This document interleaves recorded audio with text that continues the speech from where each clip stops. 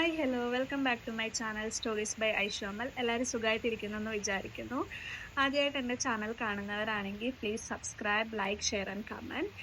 അപ്പോൾ ഇന്നത്തെ എൻ്റെ വീഡിയോ എന്ന് പറയുന്നത്, ഞാൻ 2 വീഡിയോ ഇട്ട് കഴിഞ്ഞപ്പോൾ കുറച്ച് ആൾക്കാർ എന്നോട് പറഞ്ഞായിരുന്നു എങ്ങനെയാണ് ന്യൂസിലാൻഡ് PCC ചെയ്യുന്നതെന്നുള്ളൊരു വീഡിയോ ഇടാവോ എന്നുള്ളത്. അപ്പോൾ ഞാൻ ഓർത്തു അന്ന് ഇനി എൻ്റെ അടുത്ത വീഡിയോ അതായിരിക്കട്ടെ എന്നോർത്തു.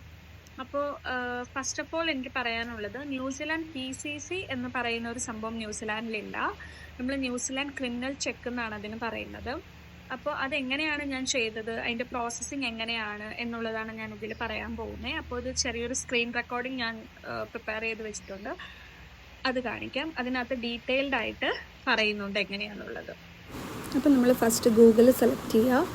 അതിനകത്ത് ന്യൂസിലാൻഡ് ക്രിമിനൽ ഹിസ്റ്ററി ചെക്ക് എന്ന് സെർച്ച് ചെയ്യാം. അപ്പോൾ ക്രിമിനൽ റെക്കോർഡ് ചെക്ക് എന്ന് വരും. അപ്പോൾ ക്രിമിനൽ റെക്കോർഡ് ചെക്ക് സെലക്ട് ചെയ്ത് കഴിയുമ്പോഴത്തേക്കും നമുക്ക് വേറൊരു പേജ് വരും, അപ്ലൈ ഓൺലൈൻ. അപ്പോൾ അത് നമ്മൾ ക്ലിക്ക് ചെയ്ത് കഴിയുമ്പോഴത്തേക്കും രജിസ്റ്റേർഡ് തേർഡ് പാർട്ടി, പിന്നെ വരുന്നത് ഇൻഡിവിജ്വൽ റിക്വസ്റ്റ്, അങ്ങനെ 2 ഓപ്ഷൻസ് വരും. അതിനകത്ത് നമ്മൾ സെലക്ട് ചെയ്യേണ്ടത് ഇൻഡിവിജ്വൽ റിക്വസ്റ്റ് ആണ്.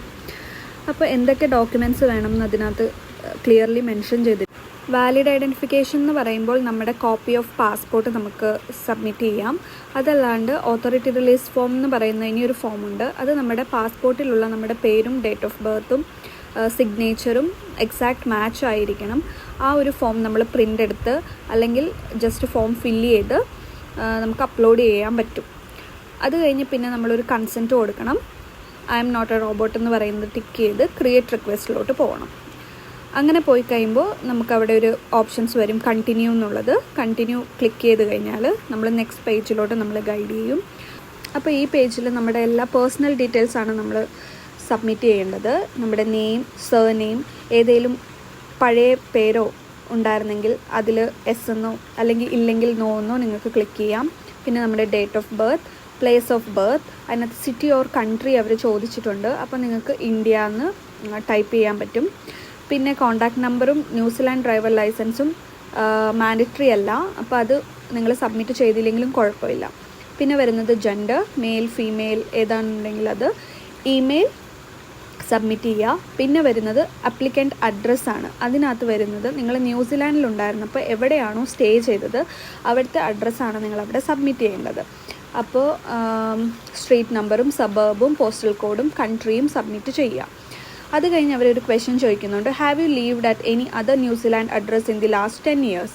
ഇല്ലെങ്കിൽ നോ എന്ന് ക്ലിക്ക് ചെയ്യാം. പിന്നെ വരുന്ന option, do you want to receive a full record of criminal convictions held on Ministry of Justice system?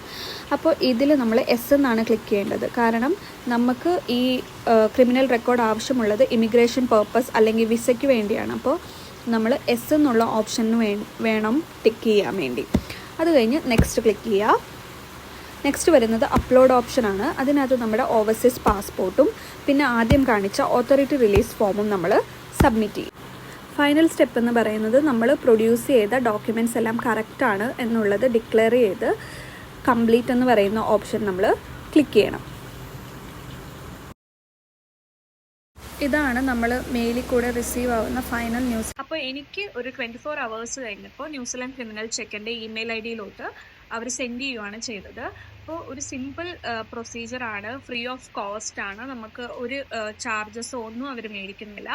അപ്പോൾ 24 hours അല്ലെങ്കിൽ മാക്സിമം 2-3 ഡേയ്സിൻ്റെ ഉള്ളിൽ അത് നിങ്ങളുടെ ഇമെയിൽ ID-യിലോട്ട് വരും. പിന്നെ നിങ്ങൾക്ക് നിങ്ങളുടെ ഇമിഗ്രേഷൻ ഏജൻറ്റ്, ഇമിഗ്രേഷൻ ലോയേഴ്സ് അത് ചോദിച്ചിട്ടുണ്ടെങ്കിൽ അവർക്കത് സബ്മിറ്റ് ചെയ്യാനുള്ളതേ ഉള്ളൂ. ഹായ് ഗൈസ്, അപ്പോൾ ഇന്നത്തെ വീഡിയോ ഇത്രയേ ഉള്ളൂ. അപ്പോൾ ഈ വീഡിയോ കുറച്ച് ആൾക്കാർക്കെങ്കിലും ഇൻഫോർമേറ്റീവ് ആയെന്ന് ഞാൻ വിചാരിക്കുന്നു. അപ്പോൾ അടുത്ത ഇൻഫോർമേറ്റീവ് വീഡിയോസ് ആയിട്ട് വരുന്നവരേക്കും thank you for watching. Bye bye, see you soon.